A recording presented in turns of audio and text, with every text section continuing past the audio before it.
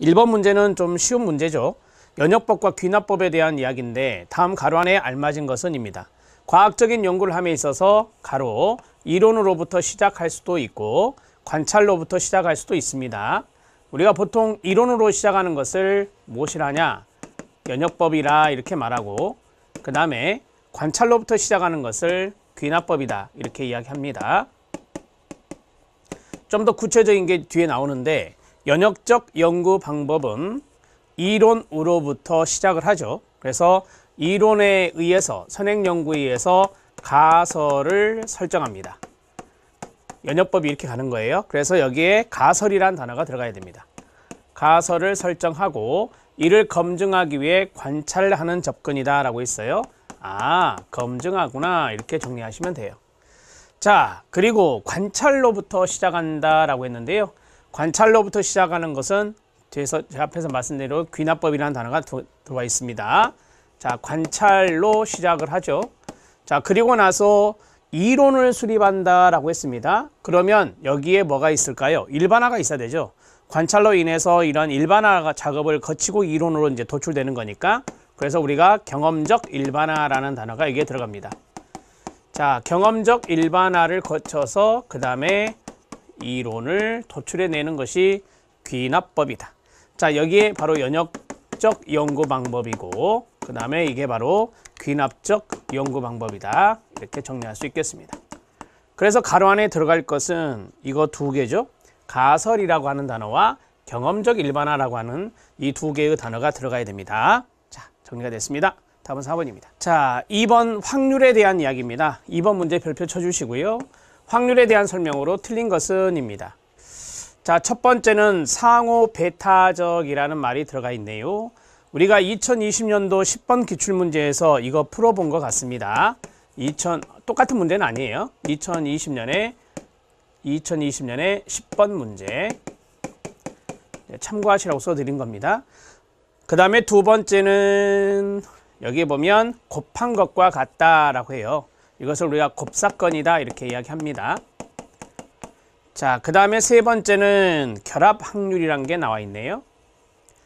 네 번째는 조건 확률이란 게 나와 있습니다. 포인트가 되는 단어들을 좀 밑줄 쳤는데요. 자, 1번에 보면 상호 배타적인 한 집합이 있을 때 한 사상이나 다른 사상이 일어날 확률은 두 확률 간의 차와 같다라고 했는데요. 이 사상을 우리가 사건이라 이렇게 이야기하기도 합니다. 사건, 지금은 사건이라는 단어를 많이 쓰는데 예전에는 사상이라는 단어를 많이 썼죠. 자, 상호 배타적이다 라고 했을 때 우리가 이제 공집합이다 이렇게 말을 하거든요. 그래서 우리가 10번 문제에서 P A 교집합 B가 이게 이제 공집합입니다. 왜 공집합이냐? 상호 배타적이니까. 상호 배타적일 때는 공집합이다 이렇게 말씀을 드렸어요. 겹치는 부분이 없다라고 하는 것이죠. 그럼 이건 어떻게 이루어지죠? 공집합일 때 PA 플러스 PB입니다.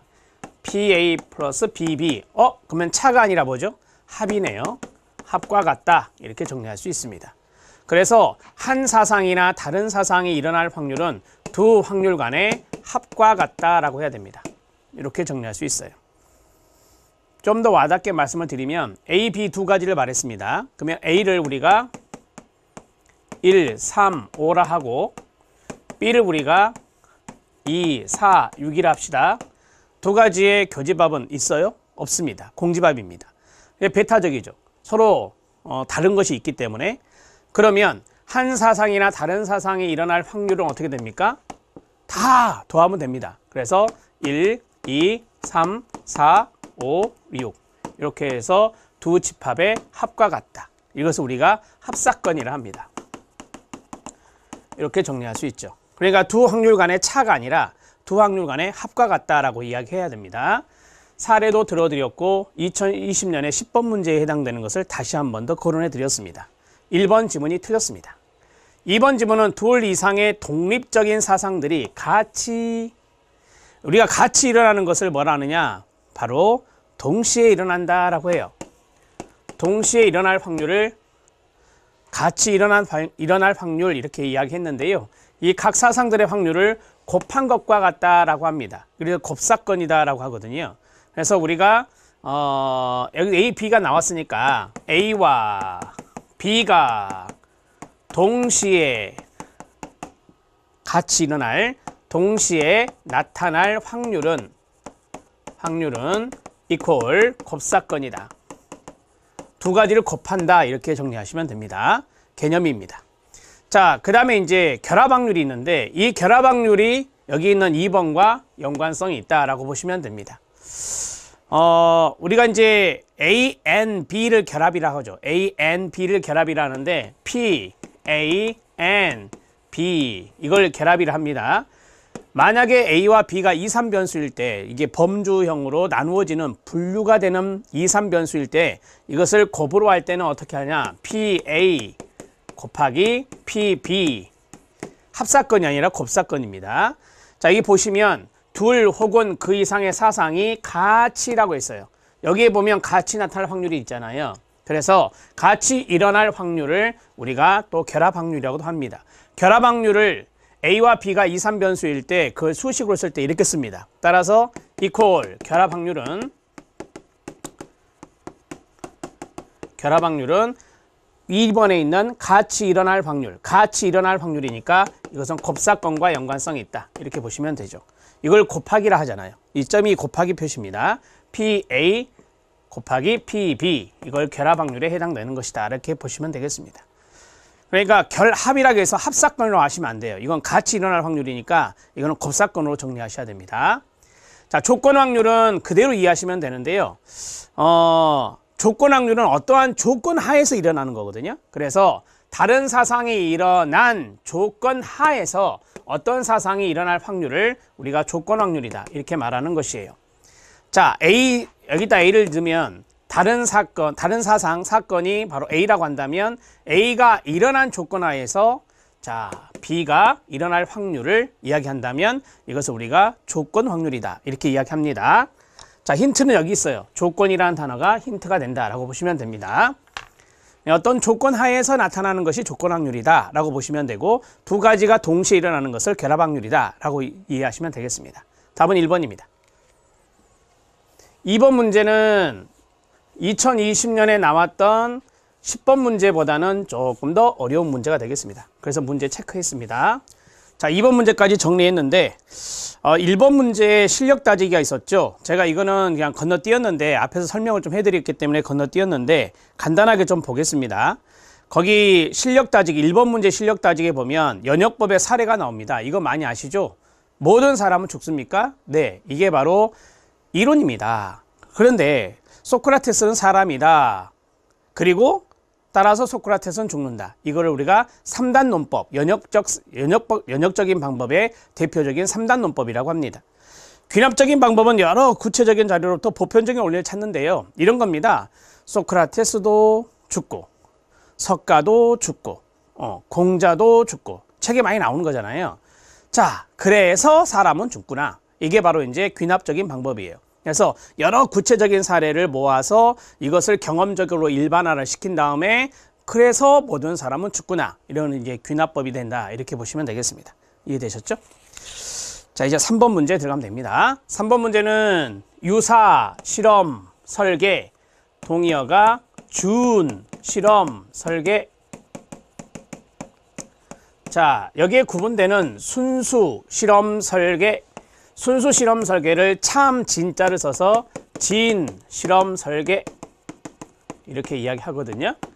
자, 그러면 유사 실험 설계와 구분되는 순수 실험 설계의 가장 큰 특징은 뭐냐? 이걸 외우셔도 됩니다. 랜덤을 합니다. 유사 실험 설계는 랜덤을 하지 않아요. 그러니까 실험 집단과 통제 집단으로 구분을 해야 되는데 그 구분을 할 때 무작위 할당, 무작위화를 하느냐 안 하느냐 그게 가장 큰 차이점이거든요. 그래서 순수, 유사, 전비. 자, 순수 실험 설계, 유사 실험 설계, 전 실험 설계, 비실험 설계 이렇게 네 가지가 있어요. 이 네 가지 중에 여기 있는 세 가지는 무작위, 여기 보면 무작위화라고 했거든요. 원래는 무작위 할당이라 합니다. 무작위 무작위 할당, 무작위 배치라고 하는데요. 그것을 안 합니다. 안 하고 여기 있는 순수 실험 설계 요거 하나는 무작위 할당을 한다. 난선화라고도 하는데요. 무작위 할당, 무작위 배치를 한다라고 보시면 돼요. 이걸 머릿속에 넣어 놓으면 이 답은 바로 풀려요. 그래서 대상의 무작위화가 딱 하나 보이시죠? 가장 큰 특징은 대상의 무작위화예요. 이 대상은 뭐냐면 실험 집단과 통제 집단으로 나누는 거거든요. 그래서 무작위 할당이라고 하는 것은 우리가 실험 집단이 있고 비교 집단인 통제 집단이 있어요. 이 두 집단으로 나눠야 되잖아요. 나눌 때 랜덤으로 나눈다라고 하는 거죠. 그래서 실험식에서 R로 표시를 하는 겁니다. 자, 답은 3번로 됐고요. 독립변수의 조작 가능성이나 외생변수의 통제 정도나 측정의 시기나 대상의 통제 이런 것들은 유사 실험 설계도 하고 순수 실험 설계도 하고 다 하는 거예요. 요걸 기억하세요. 순수 유사 전비에서 순수는 무작위 할당을 하고 유사 전비 유사 실험 설계, 전 실험 설계, 비실험 설계는 무작위 할당을 안 하고 그러면 어떻게 나누느냐 이 나누는 것이 되게 요 두 가지 있거든요. 비실험 설계는 통제 집단을 두지 않아요. 그래서 요 두 가지에서 통제 집단하고 실험 집단을 구분할 때 요 두 가지를 구분할 때 바로 인위적인 방법을 해요. 인위적 방법을 사용한다. 이렇게 정리하시면 되죠. 자, 연구자가 제가 연구자라면 실험 집단에 들어갈 사람과 통제 집단에 들어갈 사람을 인위적으로 구분하는 거예요. 랜덤화하지 않고. 자, 이렇게 정리하시고요. 자, 독립변수의 조작 가능성이란 건 뭐냐면 한 집단은 프로그램이 독립변수거든요. 실험 처치가 바로 이제 프로그램이니까 이 실험 처치나 프로그램이 독립변수인데 실험 집단에는 프로그램을 하고 통제 집단은 프로그램을 안 하는 거예요. 그게 조작이다 라고 하는 겁니다. 자, 이거는 유사 실험 설계에서도 비동일 통제 집단 이게 2018년도에도 나왔더라고요. 비동일 통제 집단 비교 설계가 유사 실험 설계인데 여기에서는 통제 집단과 실험 집단 나누거든요. 랜덤하지 않고 나눠요. 그 다음에 외생 변수의 통제다라고 했어요. 뭐 실험 설계 그 자체가 통제 기능이 있죠. 우리가 이제 외생 변수 통제라고 하는 것은 통제 집단의 설정 자체가 외생 변수를 통제하는 거다라고 보시면 돼요. 인위적인 방법으로 하든 무작위 방법으로 하든 통제 집단을 설정하기 때문에 외생 변수 통제의 기능이 있는 것입니다. 자, 측정의 시기라든지 대상의 통제. 대상의 통제는 실험과 통제의 이 실험 대상과 실험하지 않는 대상 이 두 가지가 통제된 상태에서 하는 겁니다. 두 집단 대상을 통제된 상태에서 연구가 진행되는 겁니다. 그러니까 자연적인 상황이 아닌 거예요. 인위적인 상황을 만들어 놓고 하는 거죠. 그게 바로 이제 대상 통제다 이렇게 말씀드릴 수 있고요. 뭐 측정의 시기도 마찬가지죠. 측정의 시기도 사전 검사, 사후 검사 하는 거 있어요. 유사에도. 통제 집단 전후 비교 설계는 사전 검사, 사후 검사하는 순수 실험 설계예요. 그런데 아까 말씀드렸던 비동일 통제 집단 비교 설계가 있거든요. 유사에. 유사 실험 설계, 비동일 통제 집단 설계는 사전 검사와 사후 검사를 해요. 근데 랜덤만 안 하는 거죠. 두 개를 나눌 때. 그래서 측정의 시기, 사전 검사, 사후 검사를 말합니다. 사전 검사, 사후 검사를 말합니다. 우리가 보통 프로그램 하기 전에 하는 것이 사전 검사고 프로그램 한 후에 하는 게 사후 검사거든요. 이런 측정의 시기도 유사와 순수 실험 설계에 공통점이 있어요. 그래서 4번 지문도 맞죠. 답은 3번이 되겠습니다.